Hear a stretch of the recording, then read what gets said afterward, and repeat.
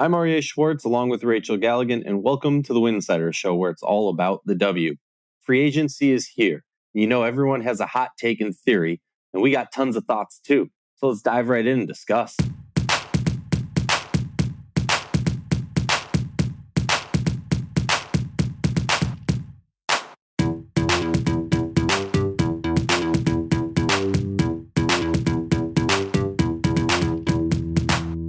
Okay, Rachel. Well, let's talk about the elephant in the room.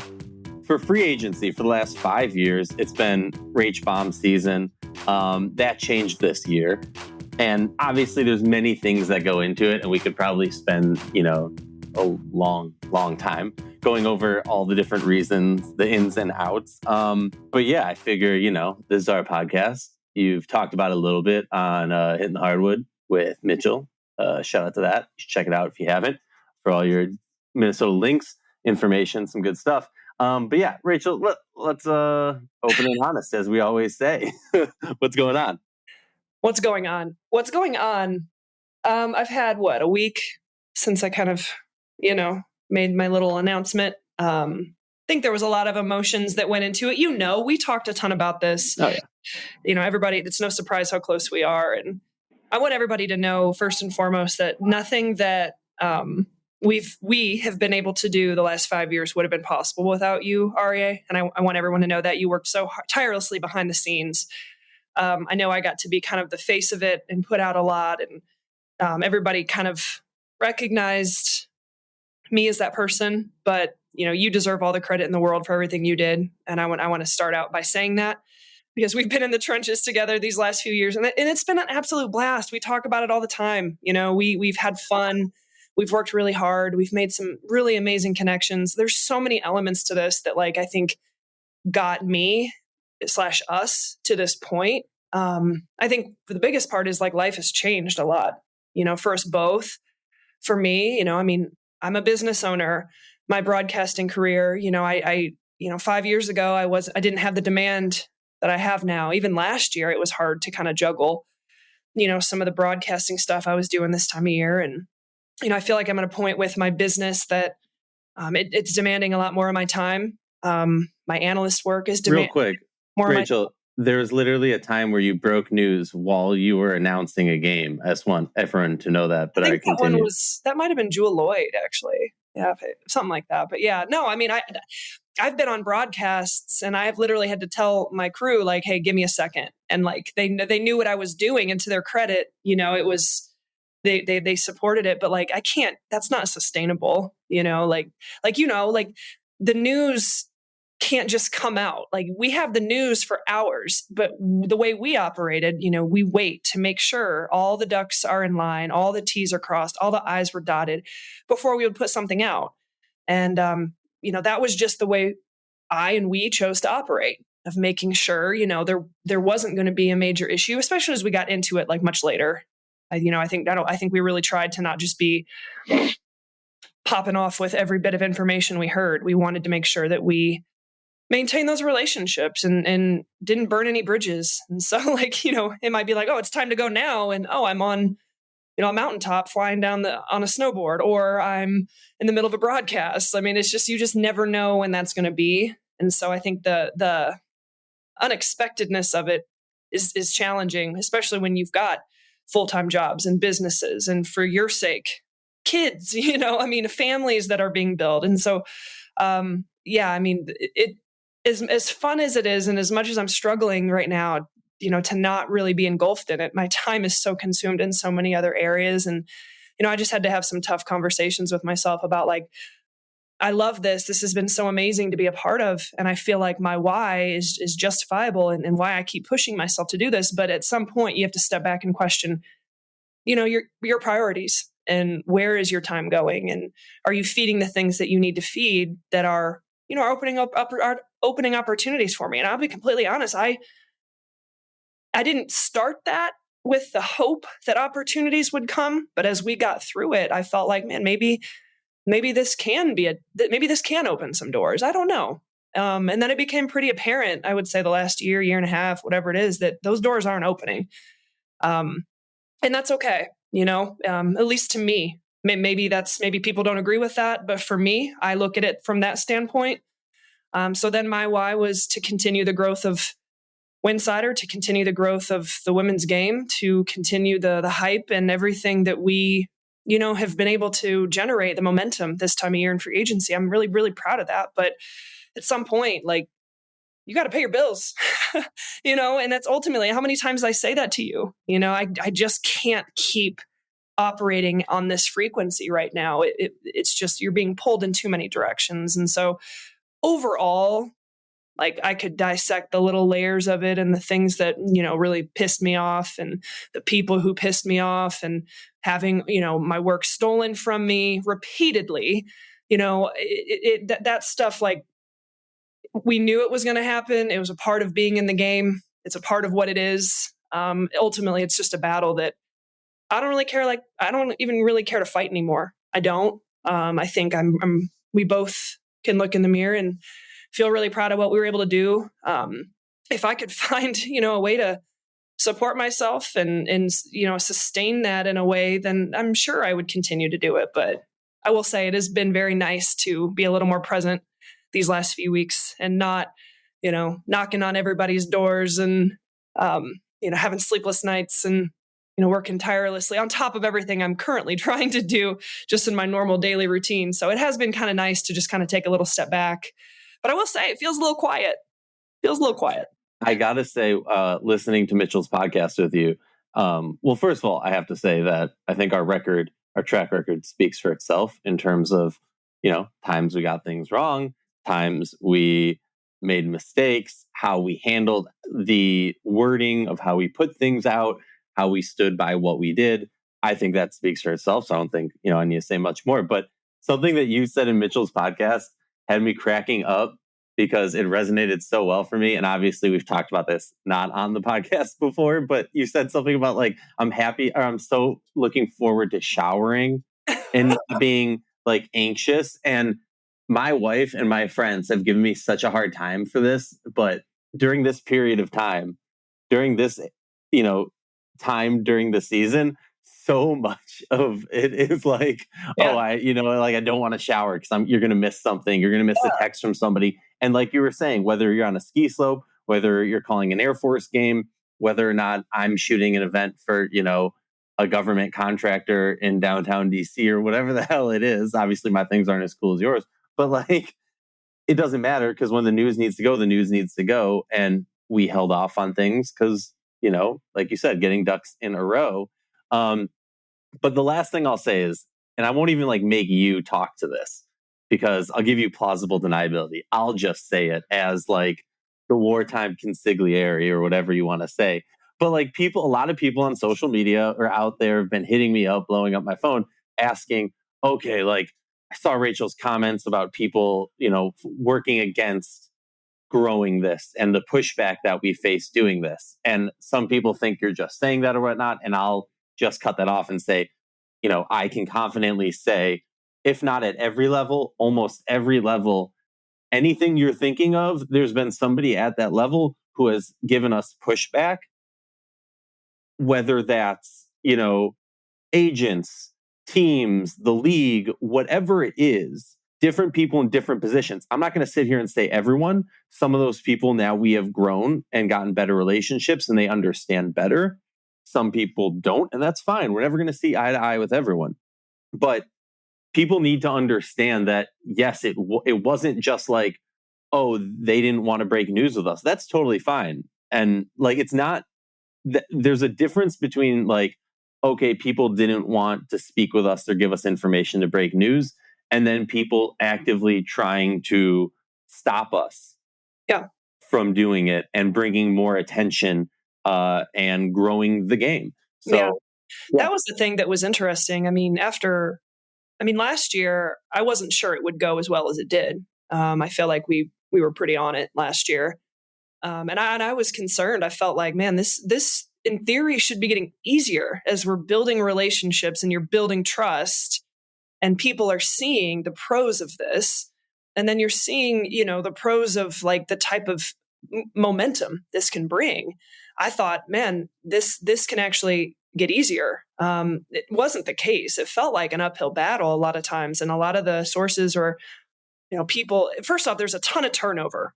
That's something people need to realize. Like the turnover surrounding the league, even just coaching staffs, league office, agencies, changes within agents, PR. I mean, good God, there's a ton of turnover when it comes to PR in the league. And everything we do is about relationships. That's the only reason I even found myself in this place, was just because of my roots in women's basketball and my connections in women's basketball. And so, as you have a lot of turnover and you have a lot of change, that's difficult to keep up with because you're trying to cultivate relationships and getting them to trust you. And so that's part of it. But then I do think even some of the lasting relationships or people that you continue to work with, I think that I can't blame people who want to control the narrative. I can't blame people who want to control the news. I can't blame people who don't understand what we were trying to do fully. I can't blame that. I mean, there's a lot of, you could question, we could be used, agents have been known to use the media to their advantage or try and spin a narrative and get something out there. That was something we had to be very cautious of and very aware of at times in terms of not teams too, not just agents, teams too. Yeah. Trying to stay away from being a mouthpiece, but more of just matter of fact. We strategically tried to stay factual, not necessarily opinion-based or narrative-based, at least in my opinion. I think we did, but I tried to be very, very intent on just matter of fact. This is what is likely to happen. This is what is expected to happen. And we really tried to stay away from everything else because I didn't want to be used in a certain way to have a narrative pushed. And I can guarantee people were trying. For sure. And so it's a lot. And it gives you a whole new level of respect for the guys who do it at the highest levels, the Shams, the Wojes, even the Ramona Shelburns of the world. And good for them for making millions and making a career out of this. Good for you. That's amazing. I wish our game was in that spot. We're nowhere near close to it. So I get to have the opportunity to make the decision that I made. And, it is what it is. Like, it just is what it is. And to be honest, and we were talking about this too, I also feel like it was a good time because the landscape of even Twitter, aka X, isn't what it used to be. Twitter, formerly known as X. The reach that you have and even the engagement on there and just the way that platform has changed, I think in my mind at least, just feels completely different. I'm spending less and less time on there every day. I don't feel like a lot of us who, unless you buy that blue check mark, have anywhere near the reach you used to have. And so it's kind of just like, it's disappointing. I wish we could go back to Twitter of, 3 years ago. But it's, and you and I were talking about this. It's going to be interesting because, look, for people in the WNBA world, we always say we kind of live in our bubble and we're aware of how small the bubble is and whatnot. But on Twitter, on X, whatever the heck you want to call it, it felt like, like we were in that bubble with other people. Yeah. And we could feel that growth and the bubble getting bigger and bigger and bigger. And I'm personally very curious. I know how the changes on, not just Twitter, but on a variety of other social medias have impacted, Winsidr's reach for the articles, for the podcast, for a variety of things. And so for me, I'm very curious how the changes to social media are going to impact the W's growth, because I, at least personally, from my perspective, saw the W's growth, going hand in hand. We saw them do early partnerships with Twitter and with Facebook to do streamings for games and things like that. And, doing Twitter Spaces before some other people were. And so I'm very curious to see how that's going to impact kind of the growth of the league in general. Yeah, I think, personally, I'm not on there as much. Haven't been in, I would say, the last 6 months or so. Now I really try to filter down what I'm seeing, and I can't even see the people that I want to see saying the stuff that they say. Like, so I don't even feel like I get my knowledge from there as much anymore. So that is a big part of it. I mean, it wasn't the deciding factor for me. I think everybody knows the deciding factor ultimately is I can't clone myself and do all the things that I have to do. Yeah. I mean, we can talk about the emotional side of it and, moments that were very critical for me of just being like, why am I doing this? I'm over it.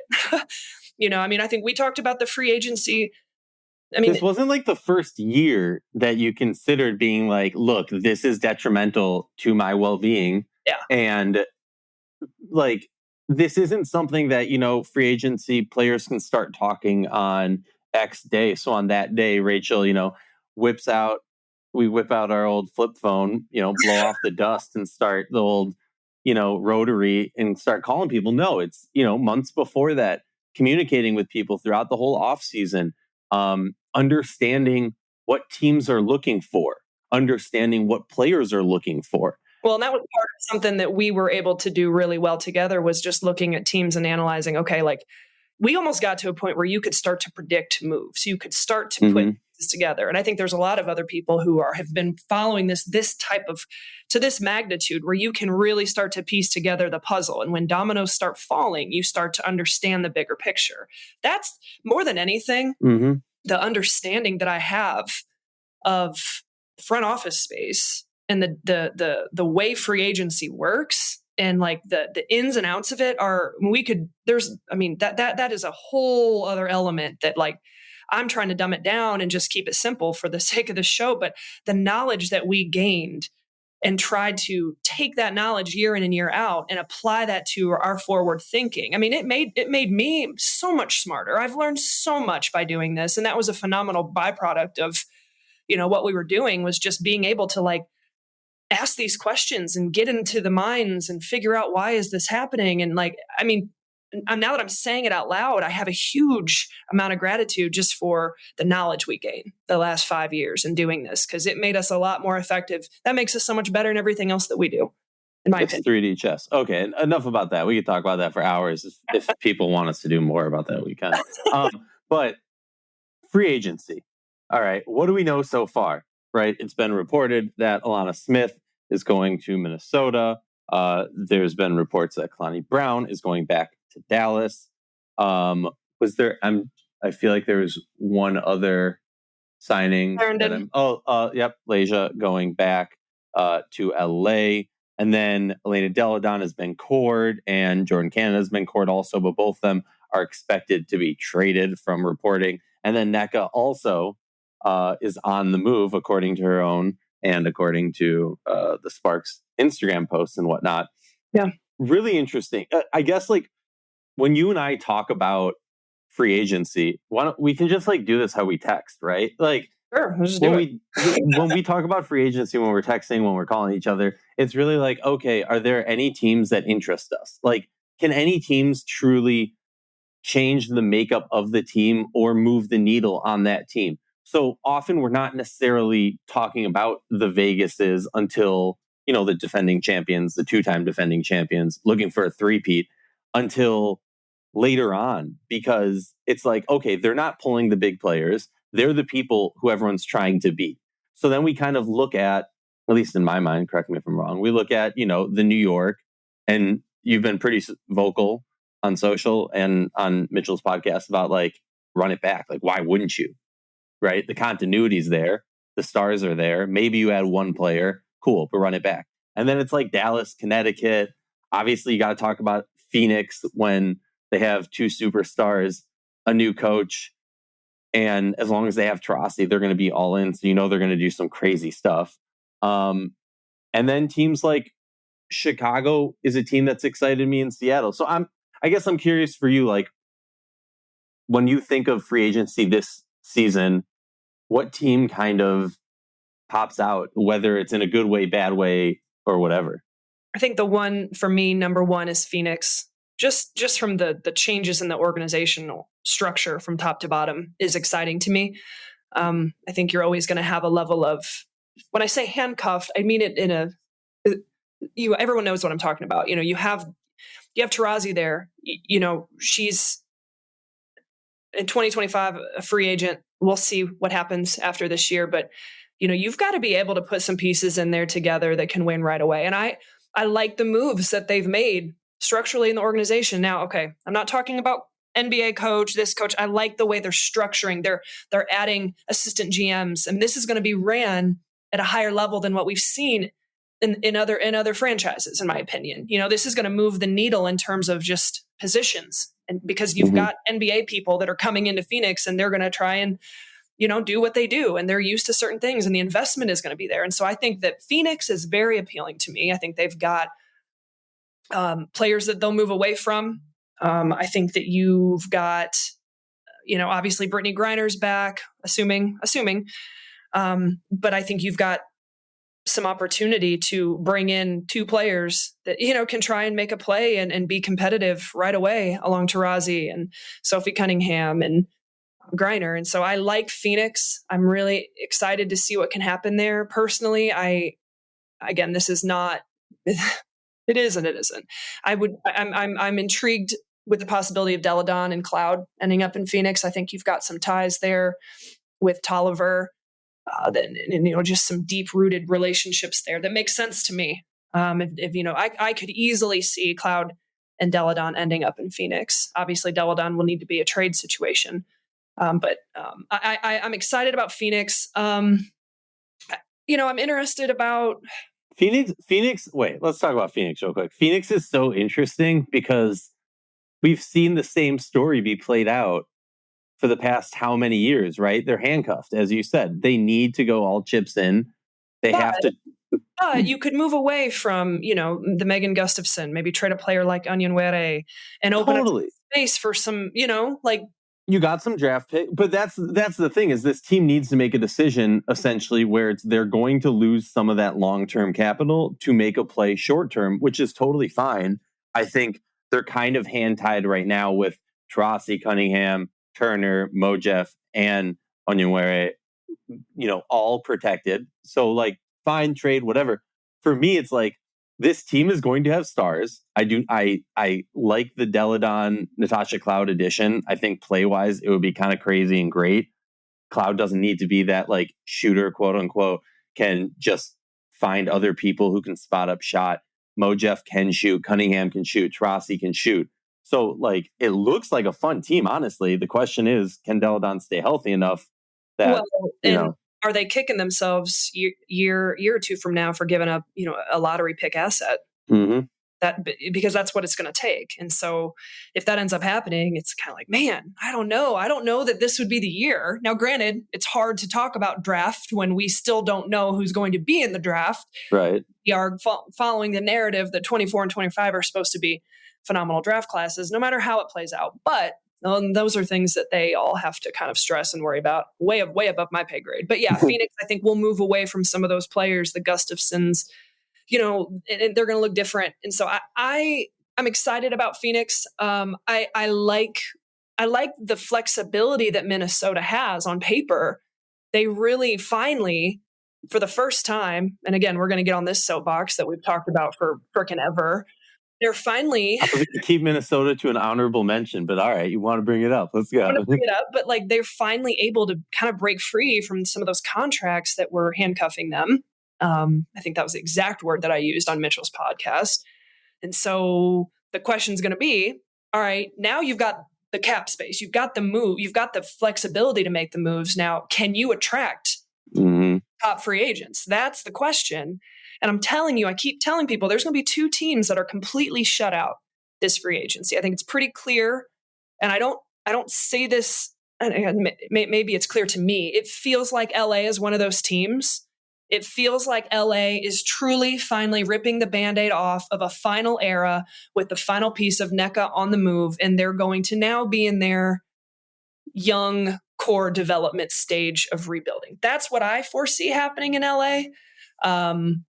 Unless they can find a way to attract someone like a Skylar Diggins-Smith, I don't see that happening. And Elena Deladon, I don't see that happening. But I'm kind of looking at LA, and I don't hate it.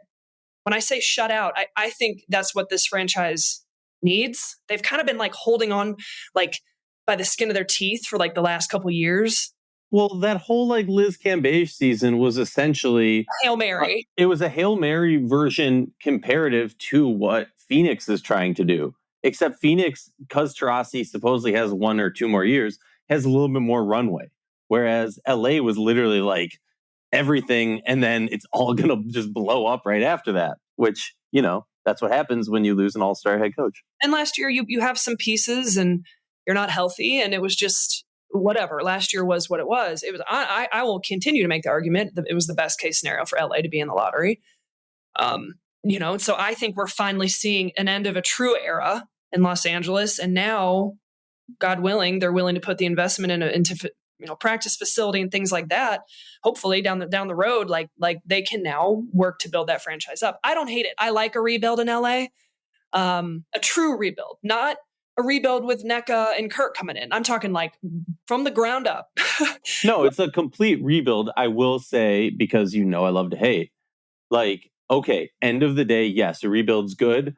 They've been putting it off because they don't want to do a rebuild, and they're kind of forced to do the rebuild. Right. Like when you have your cornerstone franchise player not coming back, granted, it might be what's best for her. Maybe, there's a billion reasons that maybe it's not their fault, right? But then you core Jordan Canada. Maybe that was just a stingy move, and I support stingy moves to like get something from a player, right? Like you guys gave her that opportunity, got her to the value that she is now, at least in market wise, and now you want to get a return. Totally respect that. You're smart for doing that. Yeah. Totally. Point guards are at an absolute premium right now, and they're going to get overpaid. And like that was a smart. And you're going to get something back for her. So I like it. I think they need to find they are in a dark room looking for that flashlight. They are looking for the cornerstone, your MVP player. Because Aryeh Stevens, I'm all on the Stevens hype train. Is not that MVP caliber. Derek Hamby, it can be on a championship team, is an all-star player, is an amazing player, but is not that MVP superstar player. So they need to find one of those players. And I agree. And it's a free agency class, in my opinion. Like this, outside of Deladon, Skylar Diggins-Smith, NECA, then it's like, okay, like Cloud, like this. It's not like this is a heavy loaded free agency class, in my opinion. At least that's what it feels like. I agree. That's what it feels like to me. But then, back to Minnesota, I feel, because I'm going to make you talk about it, I feel like the question is, can this franchise do what it takes to attract top free agents in this class? And if not, you can't put all your eggs in that basket of like, okay, we're going all in with NECA and Cloud or Skylar Diggins-Smith. You've got to then do enough. If you strike out on those, are you doing enough to get the next tier of players? And I think that's kind of what we saw with the Alana Smith signing. And it'll be interesting to see how the rest of this plays out, and how they continue to fill out their roster. What other teams? Wait. You're like, let me at least say something. Say no. Like, Minnesota is an intriguing team, and I've been talking to you a lot about it. I've talked to Matt a lot about it. Mitchell and I are constantly texting about it. There's a few undercover Lynx fans that I also text about this stuff. You know who you are. No, Minnesota's a really interesting situation, okay, right? Because when you look at it, you go, you have Nafisa Collier. You need to do good enough that she wants to stay around, because I truly think we've seen her elevate her game to MVP caliber. In the same way we're talking about LA is looking for that player, Minnesota has that player and needs to figure out how to build around her. What I saw last year from Dorka, I'm big hype on that. I think the Fee Dorko 1-2 combo at the 4-5 is great. McBride, cool, all for it. Diamond, I'm not as sold on. I understand she's going to take some time to grow. I want to see her shooting more. This team, in my opinion, over the past few years has not been able to attract major free agents. Now, you could easily argue that this year, as you pointed out, there aren't exactly many. That would be a game changer. Would bringing Natasha Cloud to Minnesota be a game changer? I do think it would solve one of the issues. But the other issue they have is they don't have real shooting. They don't have bulk scoring, and they need to figure out what they're like. Ariel Powers and Rachel Banham were kind of their bulk scoring. I guess McBride also, but they need something different. Jessica Shepard is a really great player when healthy, but when she's playing year round, she has not been able to stay healthy during the WNBA season, and she's slotted to make 123 this year. I do not expect her back. She's a player that I expect the Lynx to have to move on, because doing that frees up a lot more cap space, which maybe they don't necessarily need this offseason. And I know some people have been rumbling about like, oh, Courtney Williams signing could be a cool addition. But like, to me, overall, this team continues to add depth in positions that they're already strong at, as opposed to really answering the question, which is the point guard position, or if they want a true big, right? Like, do you want to play Dorka at the 4 and get a true big? Yeah. And do you want to play Fee at the 3, or do you want to play it some other different way? I don't know. To me, it's just like, I don't know. Like I get there isn't a move to be made to catapult them into contention this offseason. Like there just isn't.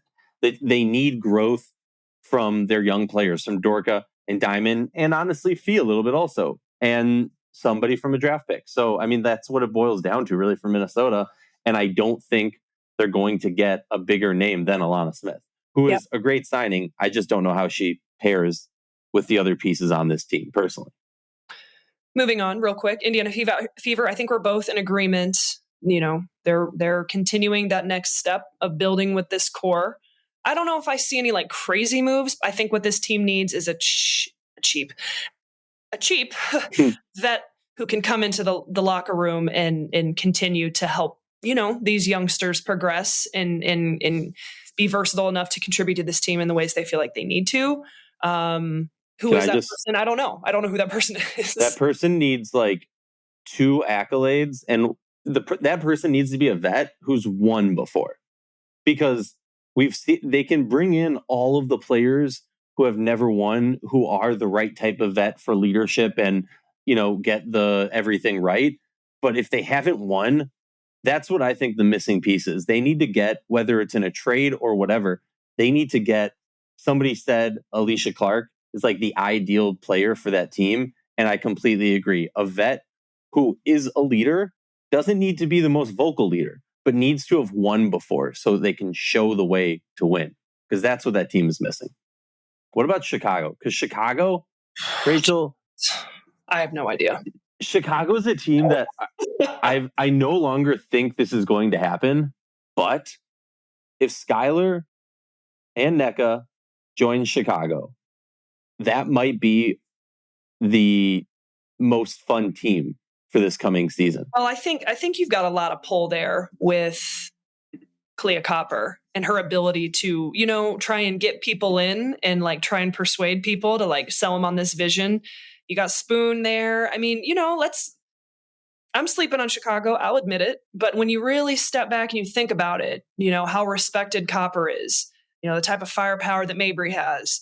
Now you've got a brand new coach who's a legend in the game. I mean, can that be a franchise that's appealing? And I mean, we all know NECA was there visiting, taking her time to kind of check things out. Like, I don't know. I don't know where NECA's going to end up going. Could it be Chicago? I would be shocked as all hell. Not because, I mean, y'all, this is my like hometown team. To me personally, it feels like, man, they are just so far behind the 8 ball as a franchise. Yeah. But let's not forget, they won a championship, 3 years ago? And they've gotten a lot of money influx and Dwayne Wade and like big name influx. They're investing in a practice facility. They're doing what they can. So, I mean, Chicago, it's interesting. You know, they're free agents, Ruthie.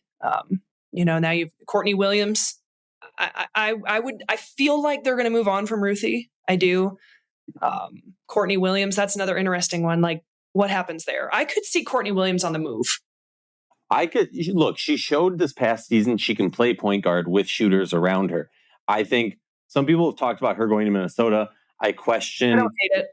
I don't hate it, but I think it would be a little bit more of a Connecticut Courtney Williams because they don't have the shooters. Courtney Williams looked great on Chicago because they have Marina and Cobb. Mm-hmm. And when you have shooters like that, they make the passers look good. Yeah. Not to knock Courtney Williams. Love the hype. But I agree with you. I think she's probably a fallback if I'm Chicago. I'm saying to myself, I want Skylar, even though we've been talking about this for a very long time. Skylar in Connecticut is like my dream come true because then you truly have 3 full-fledged superstar powerhouse teams. Connecticut, Vegas, New York. You're looking at a 3-way sprint race, marathon, whatever you want to call, all season long. That's just ridiculous and amazing. So I would love that. But Chicago just has shooters. Like, so for me, they're the most exciting team. All you need to add is like players around that because they got shooters. They got shooters. Right? Like, if I wanted to play, like, who's drawing me to a team? Jewel Lloyd, Clea Copper, and Marina Mabry. And like, those are players that are drawing me to teams that aren't already on the rise, in my mind, at least. What do you think about Skylar in Connecticut? That's my favorite move if that happens. I can't think of any other scenario or domino that would fall that would get me more excited than thinking about Skylar Diggins-Smith ending up in Connecticut. I love it. I think it would be a huge shot in the arm, assuming all the other pieces fall into place. Personally, selfishly, I would love to see that happen. It solves all the answers, I think. Yeah. I mean, I think right now, like, but then there's the dark horse of Seattle. Because obviously they're investing in Jewel Lloyd. We're going to build around you. We're going to add the right pieces around you. But again, they all can't get these players. And we've seen time and time again, players wanting to link up, go together, play together. The pull of Jewel Lloyd has my attention. The franchise of Seattle has my attention. The investment and the fan support and everything that franchise is about has my attention. Is Seattle able to make some? I mean, clearly they have to. They have to make some moves. And what can they? Can they attract NECA? I think, to me, I would be shocked if NECA ended up anywhere other than Seattle or Chicago. Now, let's not forget, we know that she has been in communication with New York. New York, like, does it have to happen for them to be successful? No, but like, do you switch out NECA for Dolson? I mean, no one says no to that. I mean, like that's what's going to have to happen because they can't. That's the only way. Gino would say yes to NECA for Dolson. No offense. Like, I feel like, though, like, personally, I feel like it's like they're going to explore it. They're going to talk about it. But like, does it really get to that point? Like, is NECA going to be okay coming off the bench? I mean, not that that's a guarantee that's what it would be, but like, I do like the fit of Dolson in New York. I like the element that she brings to this team. I like, I want New York to run it back, and I would be ultimately, I would be shocked if it works where NECA does end up going there and they move away from Dolson. I would be shocked. I think personally, again, this is just my opinion, everybody. I don't know anything. I just think they need to find shooting because Marine's probably not playing this year. So cool. To me, like, yeah, run it back. If you can swap Dolson out for a different big. For Marine, and that kind of, helps that scenario. But NECA would be the only big move that I could potentially see, or potentially moving away from Dolson. But let's not Seattle's just an interesting team because, like, you look at, if for anyone who hasn't, go to her hoop stats, go to 2024 Seattle Storm. They got a lot of money sewn into Jewel, Mercedes, Ezzy, Kia, and Sammy. So it's like, they don't have, I don't know. They don't have a lot of money. I mean, they have enough money to make it work if they wanted to. I'm assuming Gabby won't be here this year. Yeah, she won't. I mean, she's free agent, so like, whatever. Jade, Dulcie, like, it's just, to me, they would be an interesting team. I'll say that. Is it going to be Minnesota or Seattle who strike out? Yeah, it's LA, and then it's Minnesota or Seattle, one of the two. And look, the other interesting thing, though, that people aren't talking about yet, that I think is going to be really, really interesting. I tweeted about this.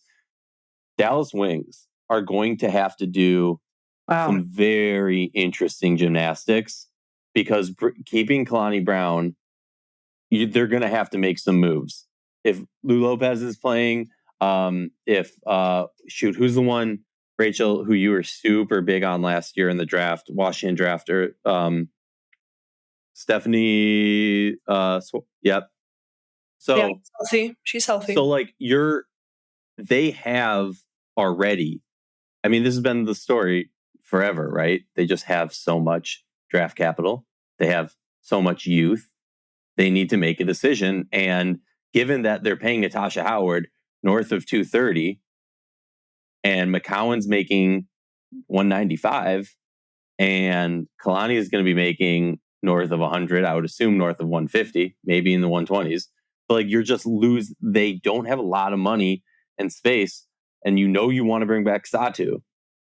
Well, so and now what? Odyssey Sims. That's a player who was a huge asset to them last year. Is a free agent now. It has to be getting attention for everything that she was able to accomplish last year and filling out that role of Dallas. Does she go back, or does she end up moving on to another place? That might make sense. Maybe a Chicago. Whatever that looks like, I don't know. But I mean, there's a lot of question marks there in Dallas, and like just for assets, an asset standpoint is interesting. It feels like there's a lot of. I feel like in my mind, they have like 23 people on their roster. Right. But I know they don't. But like in my mind, I'm just like, holy shit, you're on Dallas. Okay, she's on Dallas. Okay. I don't know what it is, but like, it's just for the last couple of years, it's felt like that. I feel like that. And then when it comes to like the season, it feels like, well, why did they lose that one player? You know what I mean? Look, at a certain point, they're going to have to make moves. If I'm Greg Bibb, I am making moves that get me back in the draft for the next few years. And you have the assets to do that because other people, LA, maybe Minnesota, maybe Atlanta, heck, maybe even Chicago. Chicago can't give you trade their draft assets, but those are all teams. And now, given that we know that Deladon might not be going back and Cloud likely is not going back to DC, there's many teams that are in a position where they're going to want young players that they can give time to and see if they can grow. And Dallas happens to be a team that's full of those assets. Any final thoughts for this episode, Rachel? Oh, well, I know here in like 4 days, this is all going to seem very dated.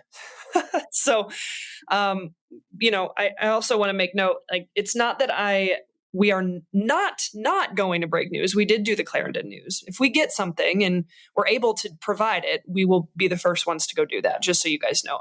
Just to make it very clear, I just can't give it the time that I used to give it. Are we in agreement with that? Yeah. I mean, if people want to like hit us up, be like, yo, can you put out this information? Yeah, we'll, do our due diligence as we always do, but we're not going to we don't have time for that. I got one on the way. I got a job. I got a whatever, I got stuff going on. We got Gus. I got Gus. Oh man, this kid's ridiculous. He's the best. He's the best. I don't know. I'm excited to get back on here in, a week, couple weeks, talk about, the moves that have been made, the changes that are, these teams are making. I love when we're right at the brink of everything happening, and then we can look back at it and give out the grades and kind of talk about, man, who was shut out? Man, how off were we? We were really way off on that. I do love analyzing that type of stuff. So it'll be fun to come back on here and talk about that. Oh, well, Rachel, remind me real quick. I forgot because it's been a while since we've done this. Who's your GOAT? Tamika Catchings. That's a good one.